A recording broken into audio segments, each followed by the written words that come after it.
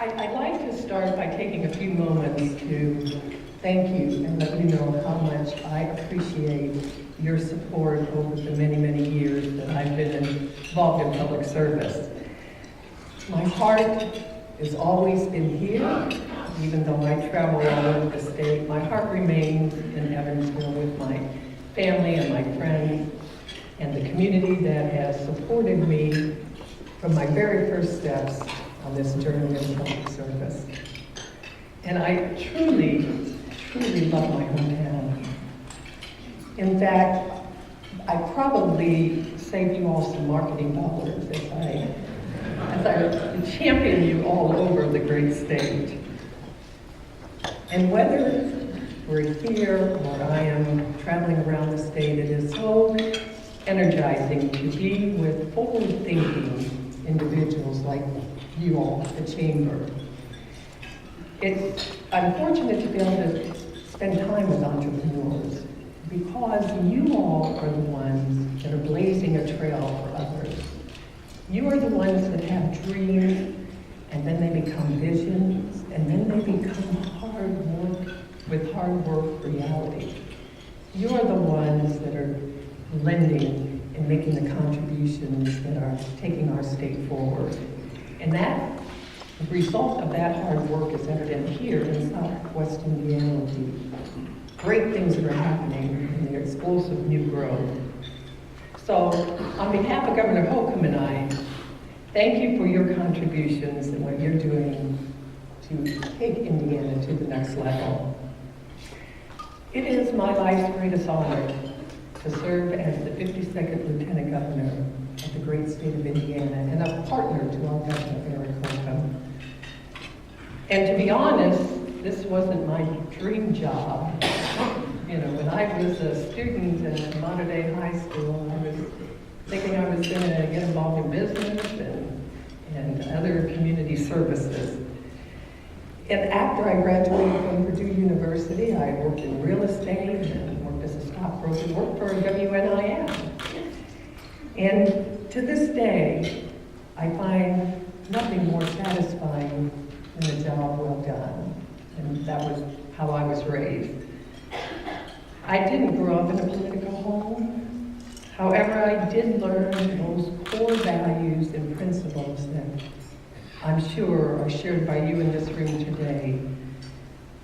Hard work, sacrifice, and integrity. And those are the key to successes in whatever field we choose. These principles have guided me as a young woman in the private sector, and they have guided me through my public service as a local elected official, as lieutenant governor, as a legislator. And while my role has changed, those guiding principles have not. It's why I often quote the 16th president of our great country, because his philosophy so closely aligns with mine. Abraham Lincoln told us the government should do for people only what they cannot do better for themselves and no more. And I wake each day attacking the problems of too much government and inefficient government. And please know that Indiana delivers services efficiently to those that need them. But as Hoosiers, we must always measure our progress not by the amount of assistance we give people, but by the number of people we get off of assistance and back on their own 2 feet. And here in Indiana, we're doing just that. Our economy is strong and it's getting stronger. And let me share a few statistics with you. We lead the country in advanced manufacturing. We are #1 in the Midwest and 5th in the country for our business environment. We have the 3rd best infrastructure in the country. And we're one of 12 states that has a AAA credit bond rating by all 3 independent rating agencies. So we are making great things happen. And these are great achievements, but they can't be attributed to government alone. Where government may light a path, it is the hard-working men and women like you who are making the sacrifices and taking the risks that have help to lead Indiana on a path to prosperity. Now, session ended Wednesday at midnight or a little after midnight. Some of us were lost track of the time. And as Lieutenant Governor, I serve as President of the Senate. Now, I want to share with you, it was mentioned, Christine mentioned that I'm a former state representative, was for 8 years. And it is so gratifying to finally be in charge of the senator. And I remember everyone that voted against my bill. But when I became Lieutenant Governor, I understood it was a big job. And that is why I was so energized by the clarity and focus of our governor's next level agenda. And our next level agenda is centered on enriching people's lives and putting people first. It's about strengthening our economy, investing in our infrastructure, creating a 21st century workforce, attacking the drug epidemic, and then delivering great government service at a great taxpayer value. And I believe that each of these goals go hand in glove with the goals of local employers and community leaders. And it's because you're focused on building a more productive workforce and providing a quality of life that attracts to our cities and towns the best and the brightest. These policies are about investing in people. And I know that we all want more people to enjoy the opportunities that we in this room have enjoyed. So that first pillar, strengthening our economy, we're competing every day and we are winning because we are sending the right message to employers here and across the globe. And that message is resonating here in Evansville. Under the leadership of Mayor Winnicke, there are so many successful examples of success here in our community. And most recently, the Berry Global Group announced a $70 million expansion, creating 150 new jobs. And they could have invested anywhere, but they chose to invest here in our community.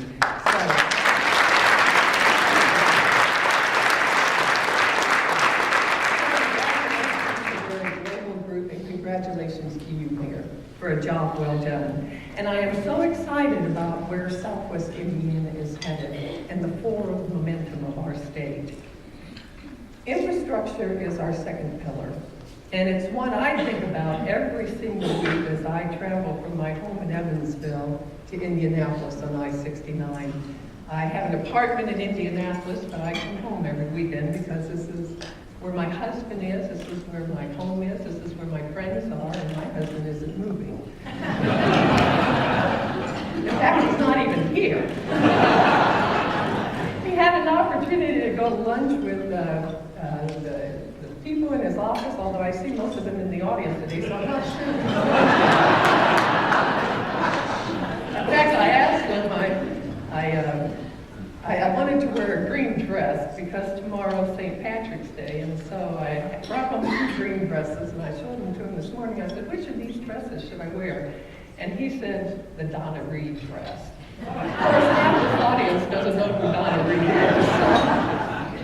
But anyway, infrastructure is our second pillar, and we are proud to be known as the crossroads of America, with infrastructure that is efficient and accountable to the people who are paying for it.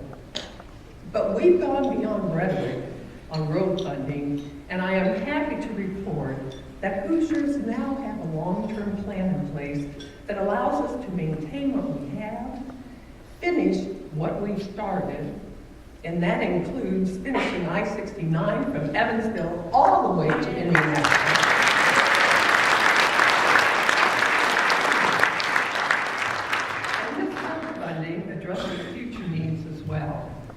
We are going to build an interstate quality bridge over the Ohio River connecting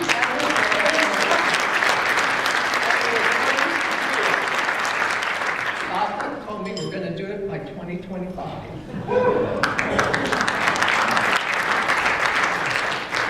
But these are significant signs signs that Indiana will not stand still. We're among the nation's leaders when it comes to economic development and job growth. And by investing in our infrastructure, we're sending a message that Indiana is going to continue to lead. Our third pillar focuses on developing a 21st century workforce. And workforce and education go hand in hand. We just came out of the session and we had a number of important movements in that direction.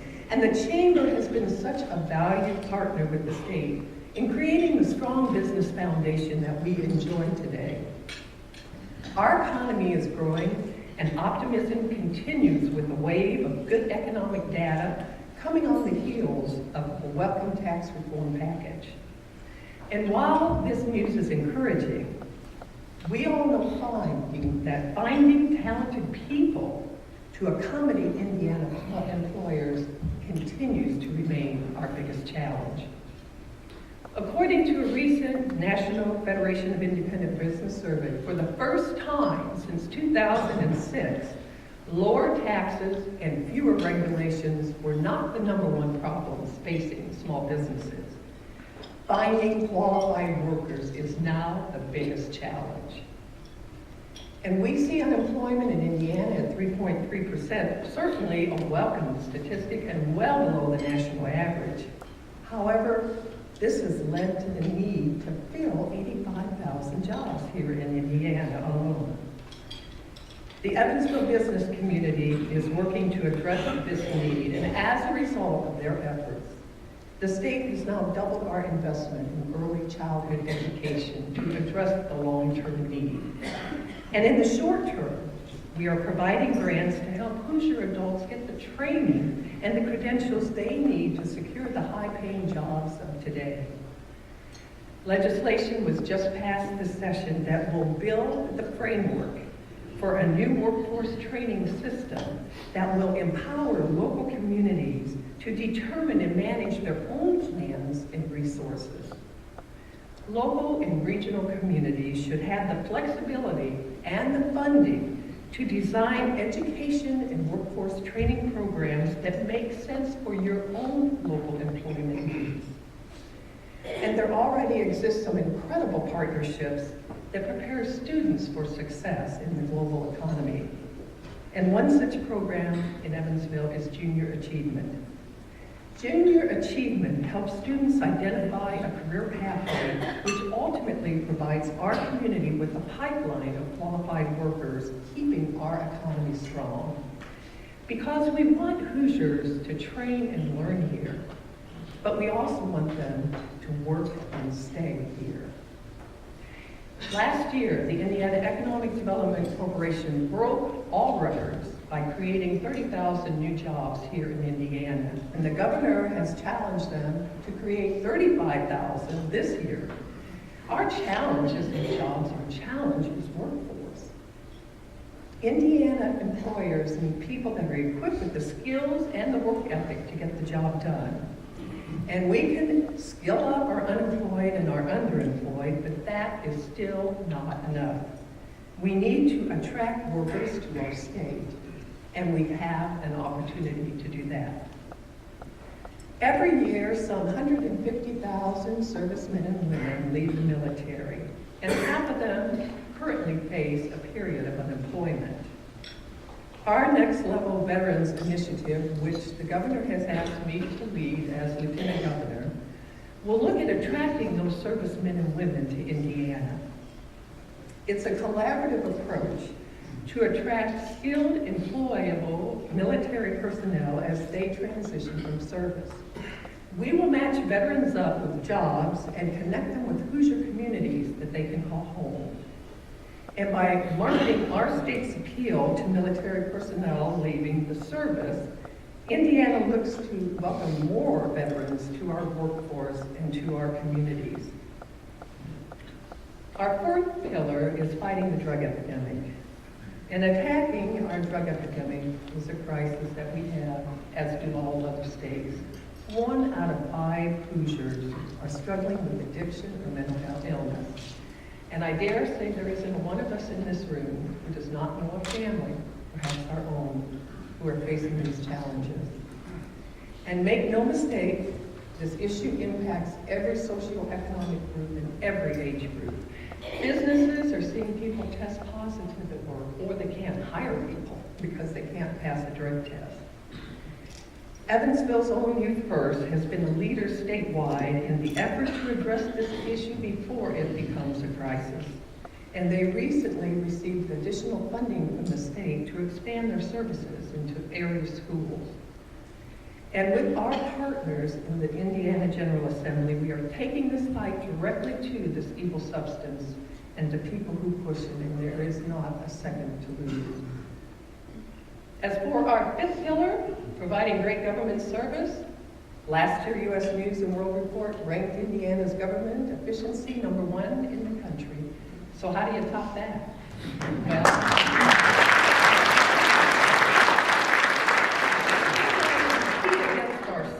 And we're going to continue to eliminate wasteful government spending and hold government accountable to the people who we serve. Now, Southwest Indiana leaders are well aware of the benefits of the Regional Cities Initiative. And this program has been an extraordinary success across the state. For every dollar that the state has invested, the private sector has invested another $7, and that is a 7-to-1 match. Now, the Office of Community and Rural Affairs, which I oversee as Lieutenant Governor, saw this success, and we implemented a similar program. It's called the Stellar Regional Communities Initiative. And this initiative is designed to encourage collaboration between and investment in our smaller, more rural communities. The governor and I believe that rural Indiana is our next great economic development frontier. And we believe initiatives like these are so vital to ensuring Indiana's continued economic growth because of the untapped potential present in rural Indiana. So, my friends, we are well on our way to taking Indiana to the next level. But if we are truly sincere in our commitment to establish a legacy of excellence in this state, we must raise up all Hoosiers, including those with disabilities, those with mental health challenges, and those fighting drug and alcohol addiction. And while we should all take great pride in what we've accomplished, we cannot rest on our laurels. We must continue to challenge and dare ourselves to build a better tomorrow for future generations. And it must be a tomorrow that produces even greater opportunities than we ourselves could realize. And I pledge to you that our administration will continue to engage while focusing on transparency, accountability, and results. And we will work with you to rein in regulations and provide certainty so that as business leaders, you can make sound business decisions. So in closing, I want to thank each of you again for the great honor of serving as Lieutenant Governor. And I want to thank you for all of your support along my journey in public service. I'm grateful to the Chamber for all that they have done and for being our partners as we take Indiana to the next level. And Governor Holcomb and I want to personally thank your legislators for what they have done and the tough votes they have taken to take us to that next level.